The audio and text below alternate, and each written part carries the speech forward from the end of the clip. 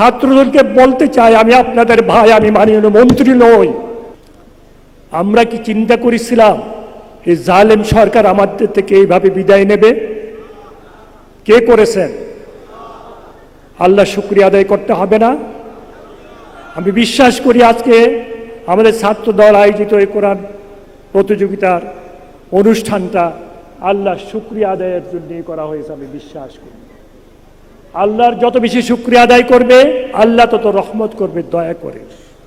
ভাই, আল্লাহ যে কি জিনিস, আল্লাহ যে কি, এই যে আমরা কানে আমরা শুনি, কিন্তু শোনার পর এটা মনে রাখার ব্যবস্থা করে দিয়েছে।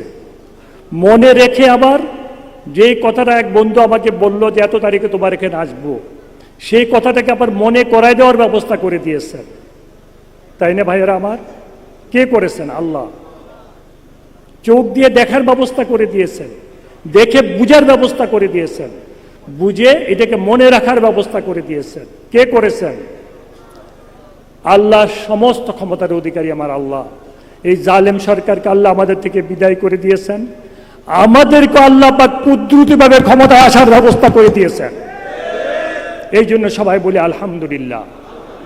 আজকের ছাত্রদল আয়োজিত এই কোরআন প্রতিযোগিতা আমাকে তো এমনিভাবে উৎসাহিত করেছে, অনুপ্রাণিত করেছে। আমি ছাত্রদলকে বলতে চাই, আমি আপনাদের ভাই, আমি মাননীয় মন্ত্রী নই। আপনারা হুকুম করবেন কি করতে হবে, আমি আল্লাহর কানুনের জন্যে যা প্রয়োজন তাই করবো, আপনাদের একজন কামলা হিসাবে।